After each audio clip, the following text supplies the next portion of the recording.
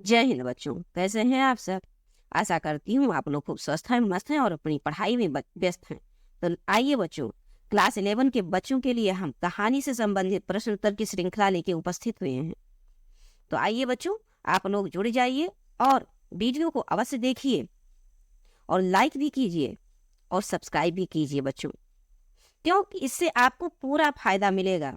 बच्चों, हम आपको एग्जाम तक ये जो लक्ष्य हिंदी क्लास चैनल है, इस चैनल के माध्यम से आपकी परीक्षा से 1 महीने पहले तक ही वीडियो, ये जो आपके पाठ्यक्रम में कक्षा 9, 10, 11, 12 का जो हिंदी विषय है बच्चों, इसका संपूर्ण पाठ्यक्रम आपको इस चैनल के माध्यम से मिलेगा। तो चैनल को आप सब्सक्राइब कर लें और वीडियो को लाइक भी करें बच्चों, और फ्रेंड सर्कल में शेयर करें। तो बच्चों, हमने थ्योरी को अच्छे से समझ लिया है, अब उससे संबंधित प्रश्न उत्तर की ओर हम लोग बढ़ रहे हैं। हमने कहानी को अच्छे से समझा और कहानी में कितने भाग होते हैं उसको भी हमने देखा है। तो हमारे जो नए बच्चे जुड़े हुए हैं, जो थ्योरी को नहीं समझे हैं, वो उनके लिए सारे वीडियो बच्चों प्ले लिस्ट में सब इकट्ठा है, उसका लिंक हम इस वीडियो में आपको प्रोवाइड करेंगे। आप लिंक पे जाइए, क्लिक कीजिए और सारे वीडियो को एक एक करके देखिए। आपके पास समय का अभाव हो तो आप वीडियो को फास्ट मोड करके देखिए, लेकिन 1 से 2 बार उसको देखिए, पूरे कॉन्सेंट्रेशन से समझिए सारे वीडियो को और फिर क्वेश्चन आंसर हल कीजिए। देखिए बच्चों, आप चुटकी में सॉल्व कर ले जाएंगे, चीज़ों को आप चुटकी में सॉल्व करेंगे बच्चों, और ये आपके पेपर में सबसे पहले ही आएगा। पहले पेज में ये क्वेश्चन आपको मिलेगा और ये पूरे 10 नंबर के क्वेश्चन होंगे बच्चों। 5 गद्य साहित्य से संबंधित होंगे क्वेश्चन और 5 पद्य साहित्य से संबंधित क्वेश्चन मिलेंगे आपको। तो इन सब क्वेश्चन को आप हल करेंगे बच्चों, चूंकि ये पहले ही रहता है तो आप इस सब प्रश्नों को हल सही से हल कर पाएंगे। तो आगे जो प्रश्न हल करेंगे तो पूरा कॉन्फिडेंस आपका और 2 गुना हो जाएगा, क्योंकि जब पहला ही प्रश्न हमारा अच्छा हो जाता है बच्चों, तो फिर आगे और सारे प्रश्न अच्छे होने की पूरी पूरी संभावना हो जाती है। तो आइए बच्चों, इस चैनल से जुड़िए और अपने हिंदी विषय को मजबूत बनाइए। हिंदी विषय को लेके आप भी जागरूक होइए, इसमें अपना रुचि उत्पन्न कीजिए, क्योंकि हिंदी विषय जो बच्चों हमें आगे तक जो भी हम तैयारी करेंगे, अभी वर्तमान में आप 11 में हैं, 12 में जाएंगे, फिर आगे जो भी पढ़ेंगे उसके बाद कंपटीशन की एग्जाम की तैयारी करेंगे बच्चों, तो उसमें आपका हिंदी कहीं जाने वाला नहीं, आपके साथ हमेशा बना रहेगा। तो इसलिए आइए बच्चों, अब हम आगे बढ़ते हैं। आपको इसका महत्व बताना आवश्यक था, इसलिए हमने सोचा आपको बताएं कि आपके एग्जाम में किस प्रकार से प्रश्न बनेंगे और आपको ये कहाँ तक काम आने वाला है हिंदी। और चूंकि हिंदी तुम्हारी मातृभाषा है, ये हमारा स्ट्रांग हो गया बच्चों, तो और भी विषय जिसको हमको लिखना पढ़ना, हमारा हिंदी ही विषय है, और हिंदी विषय स्ट्रांग है तो हम और भी अन्य सब विषयों को अच्छे से अच्छे नंबरों से लिख पढ़ पाएंगे और अच्छे नंबर प्राप्त कर पाएंगे। तो आइए बच्चों, अब क्वेश्चन नंबर 111, हमें 110 से इसके पहले हमने उपन्यास से संबंधित प्रश्नों को देखा था बच्चों, और इसमें कुछ प्रश्नों को हमने कहानी से संबंधित भी देख लिया है। ये देखिए बच्चों, तो अब हम आते हैं क्वेश्चन नंबर 111 की ओर। 110 हमने पिछले वीडियो में, पिछले सेशन में कंप्लीट कर लिया है, 110 नंबर के क्वेश्चन तक। तो चलिए बच्चों, आइए अब बढ़ते हैं, आगे बढ़ते हैं हम लोग। यहाँ पर क्या कहा जा रहा है कि नमक का दरोगा ये कहानीकार है बच्चों। आप बताइए, आप अच्छे से पढ़े हैं, थ्योरी में भी हमने समझाया है कि नमक के दरोगा के कहानीकार के नाम को हमने अच्छे से आपको बताया है। तो बताइए बच्चों, जैनेन्द्र हैं, हाईलाइट करते हुए चल रहे हैं हम, जैनेन्द्र हैं, या फिर आपके जयशंकर प्रसाद हैं जो छायावाद के प्रवर्तक के रूप में जाने जाते हैं, या बच्चों महादेवी वर्मा हैं, ये छायावाद के 4 आधार स्तंभ के रूप में हैं। जयशंकर प्रसाद, सुमित्रानंदन पंत, सूर्यकांत त्रिपाठी निराला निराला और महादेवी वर्मा, तो ये हैं। या फिर प्रेमचंद है बच्चों। नमक के दरोगा की बात हो रही, आप अच्छे से जानते हैं कि जो नमक का दरोगा है बच्चों, ये प्रेमचंद जी द्वारा रचित कहानी है, नमक का दरोगा। और इनका जीवन परिचय भी इनके नाम पर, इनकी जीवनी भी लिखी गई है बच्चों। कलम का सिपाही इनको कहा है, इनके पुत्र अमृत राय ने लिखा है। और कलम का मजदूर भी इनको कहा गया है, इनकी जीवनी लिखी गई है कलम के मजदूर के नाम से, जिसको मदन गोपाल ने लिखा। इसको आप याद कर सकते हैं, माँ से मजदूर और माँ से मदन गोपाल। और जो कलम का सिपाही इनके पुत्र अमृत राय ने लिखा है बच्चों, तो ये अपने अपने कोई पुत्र अपने पिता को सिपाही की तरह स्ट्रॉन्ग, बहादुर, साहसी समझता है, तो इस ट्रिक से भी आप याद कर सकते हैं कि अमृत राय ने लिखा है, क्योंकि वो इनके पुत्र थे प्रेमचंद के। क्या किस चीज के बारे में बात हो रही बच्चों? तो जीवनी के बारे में, कलम का सिपाही। अब आइए बच्चों, हम यहाँ क्या पढ़ रहे हैं? कहानी पढ़ रहे हैं। तो नमक का दरोगा कहानी आप समझ गए होंगे कि ये प्रेमचंद का आंसर नंबर आपका था, सही है। अब हम आगे बढ़ते हैं क्वेश्चन नंबर 12 की ओर। निम्नलिखित में से कौन सी कहानी भारतेंदु की पूर्व की कहानी है बच्चों? पहले की भारतेंदु की पूर्व की कहानी है, अर्थात इसमें जो 4 कहानियां हैं बच्चों वो भारतेंदु युग की है या भारतेंदु के बाद की है। लेकिन जो एक कहानी इसमें से एक है जो भारतेंदु युग के पूर्व की है, बताइए बच्चों वो इंदुमती है, राधा चरण गोस्वामी की द्वारा रचित पहली कहानी है, प्रथम कहानी है बच्चों, मोस्ट इंपॉर्टेंट है ये। प्रथम कहानी राधा चरण गोस्वामी इंदुमती लिखे हैं, प्रथम कहानी है ये। या 11 वर्ष का समय है जिसको आचार्य रामचंद्र शुक्ल ने लिखा है। श्री राम जी को 14 वर्ष का वनवास हुआ था, इसलिए आचार्य रामचंद्र शुक्ल ने 11 वर्ष का समय लिखा कहानी है बच्चों ये। या रानी केतकी की कहानी है या फिर दुलाई वाली जिसे बंग महिला ने लिखा ये है। तो बच्चों ये जो रानी केतकी की कहानी है ना ये भारतेंदु युग के पहले की है, इंसान अल्लाह खां द्वारा रचित है। आप जानते होंगे इंसान अल्लाह खां और मंझन कुतुबन, मंझन मधुमालती, चंदायन मुल्ला दाऊद, ये सब आप जानते हैं, थ्योरी में हमने पढ़ाया है। अब आगे बच्चों बढ़ते हैं। पर्दा कहानी के रचनाकार कौन है? जयशंकर प्रसाद हैं, जैनेन्द्र हैं, शिवानी है या फिर यशपाल हैं? क्वेश्चन नंबर 113 को आप ध्यान दीजिए बच्चों। देखिए यहाँ पर आपका जो यशपाल जी हैं बच्चों, इन्होंने लिखा है क्या? पर्दा कहानी को। पर्दा कहानी किसकी है? यशपाल की है। अब हरखू पात्र किस कहानी से संबंधित हैं? इंपॉर्टेंट है बच्चों, ये हम आपको पढ़ा भी चुके हैं। बलिदान कहानी आपको हमने पढ़ाया है, याद कीजिए। अपने खेत को कितना प्रेम करता है हरखू, हरखू के पुत्र कितना प्रेम करते हैं, आपको याद होगा बच्चों। हरखू कहानी के पात्र, हरखू पात्र किस कहानी से संबंधित है? बलिदान से, आकाशदीप से, या फिर प्रायश्चित से बच्चों, या फिर आपके समय से। ये सब कहानियां हैं। हरखू को हमने आपको बहुत अच्छे से समझा दिया है, क्वेश्चन आंसर भी इससे संबंधित करा दिया है बच्चों, आप अवश्य देखिएगा जाके। तो ये आपको क्वेश्चन पहले ही बता दिया आंसर हमने कि बलिदान कहानी का मुख्य पात्र है बच्चों हरखू। अब आइए आगे बढ़ते हैं क्वेश्चन नंबर 115 की ओर। और मधुआ कहानी के रचनाकार, अभी हमने कहानी मधुआ पढ़ा है और ये दोहरा दिया गया है मधुआ कहानी। तो देखिए बच्चों हम आगे बढ़ते हैं, थोड़ा सा इसको पहले अब हाईलाइट करते हैं। महादेवी वर्मा हैं, रामचंद्र शुक्ल हैं, या किशोरी लाल गोस्वामी है, या फिर बच्चों जयशंकर प्रसाद हैं। हमने पिछले क्लास में भी आपको पढ़ाया है, ये आपकी जयशंकर दोहरा गया क्वेश्चन, जयशंकर प्रसाद हैं बच्चों मधुआ कहानी के लेखक। दुलाई वाली, क्वेश्चन नंबर 16 को देखिए बच्चों। दुलाई वाली किस विधा की रचना है? तो दुलाई वाली अभी हमने आपको बताया कि ये कहानी है, बंग महिला द्वारा लिखा गया है। और आज क्या कहते हैं, अभी आप ये देखिए यहाँ पर 11 वर्ष का समय भी कहानी है, इंदुमती दुलाई वाली भी कहानी है, प्लेग की चूड़न भी एक कहानी है बच्चों। तो ये सब कहानी है। अब आगे बढ़ते हैं हम निबंध की ओर। तो आज हम एक तो कहानी से संबंधित क्वेश्चन को हल किए हैं और निबंध से संबंधित अब क्वेश्चन को हल करेंगे। तो आइए बच्चों क्वेश्चन नंबर 117 को देखते हैं और देखते हैं कि इसमें क्या कहा जा रहा है। सबसे पहले इसको हम थोड़ा सा,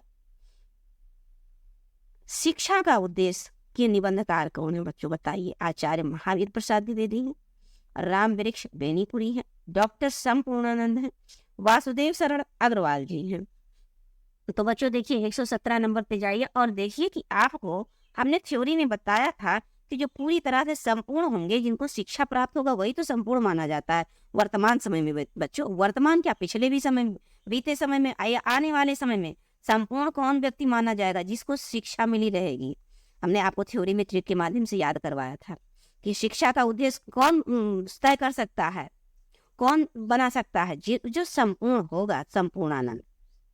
अब आइए बच्चों क्वेश्चन नंबर 118 की ओर बढ़ते हैं। पृथ्वी से सप्तर्षि मंडल, पृथ्वी से सप्तर्षि मंडल के लेखक कौन है? नगेंद्र है, डॉक्टर नगेंद्र, या पूर्ण सिंह है, या डॉक्टर हजारी प्रसाद द्विवेदी है बच्चों, या डॉक्टर संपूर्णानंद है। पृथ्वी से सप्तर्षि मंडल 118 नंबर क्वेश्चन को देखिए बच्चों। तो ये आपके डॉक्टर संपूर्णानंद ने यही लिखा है। ये पृथ्वी से सप्तर्षि मंडल तक जो शिक्षा में पूर्ण होंगे बच्चों, शिक्षा ग्रहण कर लिए होंगे, पूर्ण शिक्षा को ग्रहण कर लिए होंगे, वही तो शिक्षा का उद्देश्य लिख पाएंगे, वही तो पृथ्वी से सप्तर्षि मंडल तक के बारे में समझ पाएंगे, लिख पाएंगे। जो शिक्षा ग्रहण किए हैं बच्चों देखिए, धरती से लेके आकाश तक, धरती के नीचे पाताल भी जांच लिए, परख लिए, और आकाश में कितनी ऊंचाई तक कई परतों को जांच लिया, परख लिया। किसके आधार पर? शिक्षा के आधार पर, शिक्षा के उद्देश्य को पूरा करके। बस ऐसे याद करना है बच्चों, किसी तरह लिंक करके हमको चीजों को अपने दिमाग में बिठा के रखना है, और इसको हमेशा बना रहे बच्चों। इसके लिए जब भी आप कुछ लिखिए, बस उसको ऐसे ब्रैकेट में लिख लीजिए। बिल्कुल भी आप जरा सा भी मतलब कतराइए मत लिखने से, क्योंकि आज जो परिश्रम करेंगे ना बच्चों, वो कल आपको सफल बनाने में, आपको आगे हर कदम पे काम आएगा। तो अब आगे देखिए बच्चों, क्वेश्चन नंबर 119 को हम लोग समझते हैं। यहाँ पर क्या कह रहा है? आचार्य महावीर प्रसाद द्विवेदी ने लिखा निंदा रस, या फिर सरदार पूर्ण सिंह ने, या हरिशंकर प्रसाई जी ने, या फिर राम वृक्ष बेनीपुरी ने लिखा। बच्चों निंदा रस निबंध की बात हो रही है, क्वेश्चन नंबर 119 को ध्यान दीजिए बच्चों। तो ये आपका आंसर का हरिशंकर प्रसाई ने निंदा रस की बात की है। क्या? निंदा रस की बात। अब देखिए बच्चों, ये गेहूं और गुलाब किस प्रकार की चीजें हैं, ये देखना है आपको। गेहूं बनाम गुलाब है, गेहूं और गुलाब नहीं, गेहूं बनाम गुलाब है। निबंध में गुलाब किस प्रकार की प्रगति का द्योतक है बच्चों? देखिए, आर्थिक, सामाजिक, सांस्कृतिक या राजनीतिक। इसको थ्योरी में हमने ध्यान है हमको बच्चों, हमने थ्योरी में इसका जिक्र किया है। तो ये सांस्कृतिक द्योतक है। कौन? गुलाब। कैसा द्योतक है, कैसा प्रतीक है? तो सांस्कृतिक प्रतीक है। अब क्वेश्चन नंबर 121 की तरफ हम लोग बढ़ रहे हैं। बेईमान की प्रत के रचनाकार हैं कन्हैया लाल प्रभाकर, हरिशंकर प्रसाई, मोहन राकेश, राम वृक्ष बेनीपुरी। तो ये सब बेईमान की परत के रचनाकार हैं बच्चों। अब आइए समझते हैं 121 से लेकर 100, अब आगे 22 क्वेश्चन नंबर 100, पहले 121 का आंसर हम लोग देख लेते हैं बच्चों। आप भी थोड़ा सा दिमाग लगाइए, और मैं पूरा विश्वास है जिन जिन बच्चों ने थ्योरी को समझा होगा वो बहुत अच्छे से कर पाएंगे। हरिशंकर प्रसाई का है बेईमान की परत। अब देखिए बच्चों, दक्षिण की भाषाएं और उनका साहित्य निबंध के लेखक कौन है? दक्षिण की भाषाएं और उनका साहित्य सरदार पूर्ण सिंह हैं, राय कृष्णदास हैं, प्रोफेसर जी सुंदर रेड्डी हैं, या नंद दुलारे वाजपेयी हैं। बच्चों 122 को देखिए, तो ये आपका आंसर हो जाता है। क्वेश्चन आंसर नंबर ये देखिए गा, प्रोफेसर जी रेड्डी ने लिखा है दक्षिण की भाषाएं और उनका साहित्य। लिखिए बच्चों, अब आगे बढ़ते हैं। कल्प वृक्ष के लेखक हैं। 123 की ओर हम लोग बढ़ रहे हैं बच्चों। कल्प वृक्ष तो जयशंकर प्रसाद हैं, भगवती चरण वर्मा हैं, शिव प्रसाद सिंह या वासुदेव शरण अग्रवाल हैं। 123 की ओर फोकस कीजिए बच्चों। तो ये आपके वासुदेव शरण अग्रवाल ने लिखा है कल्प वृक्ष। आगे बढ़ते हैं। अधातो घुमक्कड़ जिज्ञासा के लेखक हैं बच्चों। अधातो घुमक्कड़ जिज्ञासा के लेखक का नाम बताइए बच्चों। आप जानते हैं राहुल सांकेतिक, जयशंकर प्रसाद, डॉक्टर रामविलास शर्मा या प्रोफेसर जी रेड्डी। आप भी थोड़ा तर्क लगाइए बच्चों, बताइए। हमने आपको पढ़ाया है अधातो घुमक्कड़ बच्चों राहुल सांकृत्यायन का है। किसका है? राहुल सांकृत्यायन का है। अब आइए, हजारी प्रसाद द्विवेदी की के निबंध किस श्रेणी में आते हैं, ये पूछ रहे हैं। ये डीप क्वेश्चन है बच्चों, अगर पूछ लिया तो आप बताने योग्य रहेंगे, इसको निरंतर आप समझे रहेंगे। तो क्योंकि ये कठिन क्वेश्चन में आता है कि हजारी प्रसाद द्विवेदी के जो निबंध हैं वो किस श्रेणी में आते हैं। तो ऐतिहासिक निबंध है इनका, या मनोवैज्ञानिक निबंध है, या ललित निबंध है बच्चों, या वस्तु प्रधान निबंध है। क्वेश्चन नंबर 125 तो ये हमने पहले भी पढ़ाया है बच्चों, इन ललित निबंधों में आता है। इनके निबंधों की विशेषता हमने थ्योरी में समझाया है।